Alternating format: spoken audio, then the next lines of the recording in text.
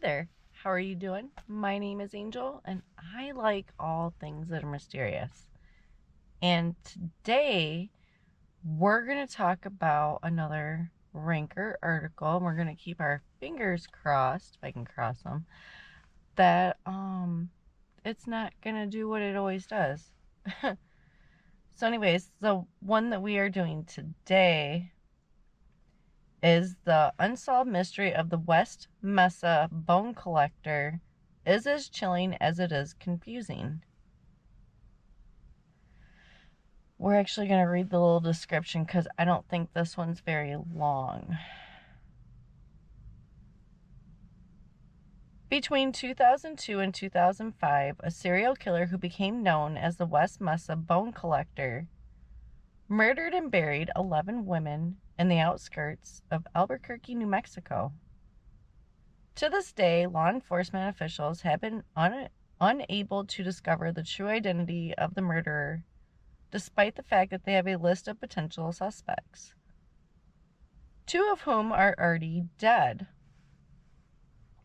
Well, I hope they collected DNA. Anyways, the stuff of a mystery television show, The Bone Collector Saga, will leave you with goosebumps. All of the West Mesa bone collector's victims fall between the ages of 15 and 32, fit a specific profile, were suspected to be involved in the Albuquerque drug scene, and worked as prostitutes. Like many other infamous unsolved murders, the true identity of the West Mesa bone collector remains a mystery due to a lack of new evidence.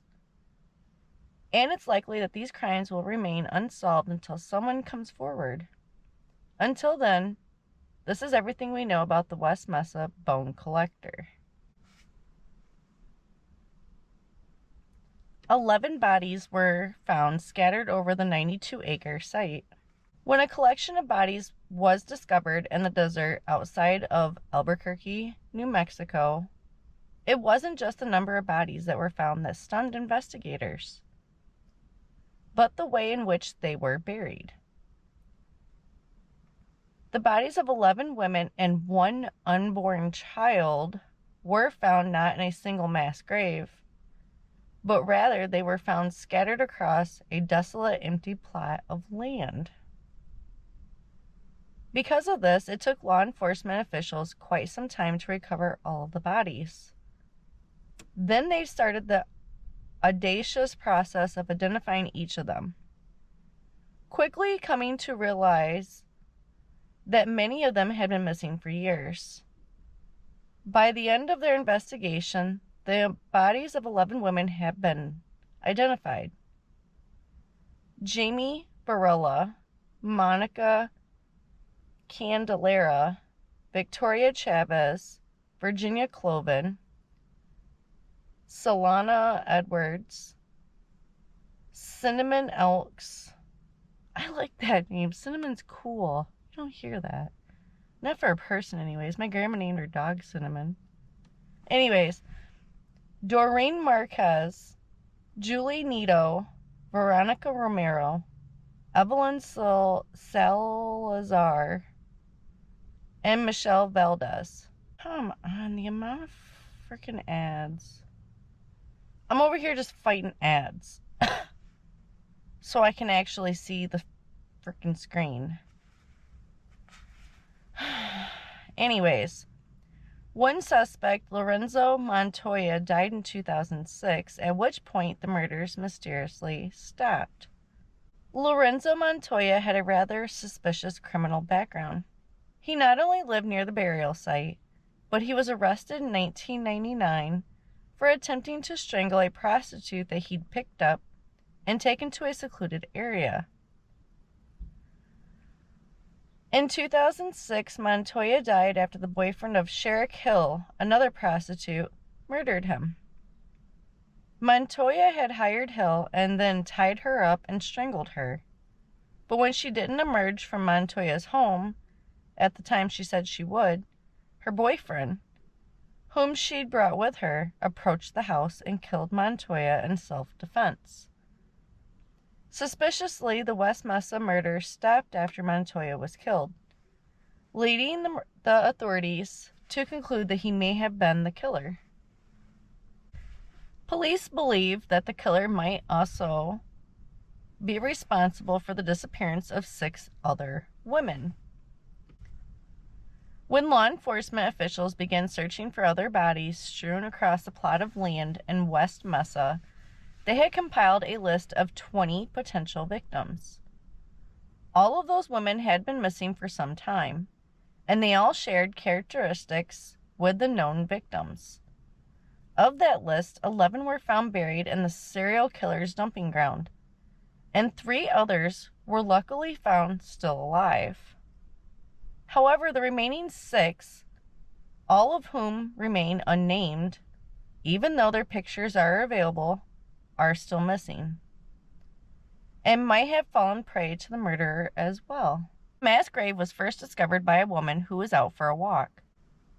The West Mesa burial ground was first discovered in February 2009 by a woman who lived in the area.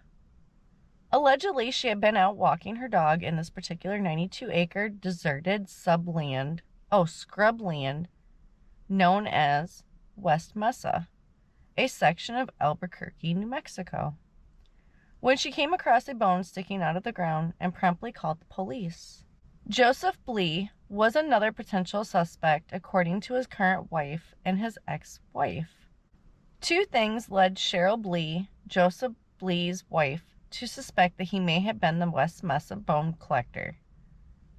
First, there was a large collection of jewelry found in their home that didn't belong to either her or their daughter, and then a stash of women's underwear was found in their backyard shed. Blea had already been on law enforcement's radar thanks to his habit of stalking prostitutes in Albuquerque's East Central neighborhood. Plus, he had also been arrested for exposing himself in public. When the police finally caught up with him to bring him in for questioning, they discovered electrical tape and rope in his car. In fact, after the bones were found in West Mesa, Blea's ex-wife, April Gillen, promptly called the police to inform them that she believed her ex-husband was the killer. However, so far nothing has been definitively connected to him to the crimes. Blea is currently in prison serving a 36-year sentence for raping a 13-year-old girl. He did it. If he can do something like that and get convicted of that, what makes me think he didn't? And, you know, serial killers like to keep keepsakes, which, that's just saving evidence. I'll never understand that. Police used satellite imagery to see when and how the soil was disturbed. Wow, they can do that? Okay. Anyways, keep that in mind. They can tell if you've dug a hole or not. You better level out that ground. Anyways, don't say your friend Angel told you so. Anyways, after studying satellite imagery of the area where the bones were uncovered, law enforcement officials were able to pinpoint the approximate years that the ground had been disturbed in that area. They were even able to identify tire tracks leading up to and around some of the burial sites that appeared between the years 2003 and 2005. Those photos also showed evidence of soil movement, most likely from when the graves were dug. Someone who claims to have information on the killer's identity has been harassing investigator George Walker. In 2010, George Walker, a private investigator in the Albuquerque area, began receiving messages from someone who claimed to know the identity of the West Mesa bone collector. In fact, the emails and phone messages are suspected to even be from the killer himself. However, law enforcement still hasn't determined who has been leaving the messages, and they aren't sure if that person even knows anything reliable, as none of the information provided has been verified. Deceased suspect Fred Reynolds was searching for missing women before the bones were even discovered. Fred Reynolds, who died in early 2009 of natural causes, left quite a mystery behind. Reynolds was a former heroin addict who was supposedly looking for several missing women before he passed away, one of whom was Doreen Marquez, whose body was found buried in West Mesa. According to Lori Gallegos, a friend of Marquez, Reynolds might have been operating an escort service that employed many of the victims. The real question here is, why did he have pictures of Marquez and the other missing women before the body dump was even found? Did he know something that the police didn't? Or was he actually the killer? Oh, I thought it was the other guy. A lack of evidence has hindered the progress of the case. The main obstacle in the West Mesa bone collector case is that there is a surprising lack of evidence. The bodies decomposed drastically while they were buried, and any reliable physical evidence, including DNA, decomposed right along with them. In fact, the coroner couldn't even definitively tell how the victims were killed, beyond defining it as homicidal violence. Additionally, no one has come forward with any eyewitness testimonies that suggest the victims were ever seen with the murderer. Scott Lee Kimble, a former FBI informant and top suspect, had ties to the Albuquerque area. He looks guilty. I mean, they all look pretty guilty. I'm not gonna lie.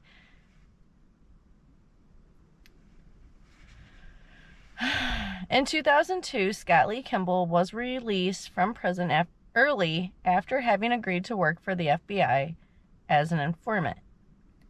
But instead, he went on a killing spree, causing him to wind up back in prison by 2005. Since then, he's been accused of murdering his former cellmate's girlfriend, Jennifer Markham, as well as a 19-year-old woman named Casey McLeod, who would have technically been his stepdaughter, as he married her mother after she vanished. Oh. Kimble also reportedly killed his uncle, Terry Kimble, and a woman named Leanne Emery. He is currently serving a 70-year prison term. In 2011, the authorities listed Kimble as a suspect in the West Mesa killings. He allegedly visited the area regularly between 2002 and 2005 for his job, and has a history of violence. However, he denies being the killer, and no direct connections have been made between him and the victims.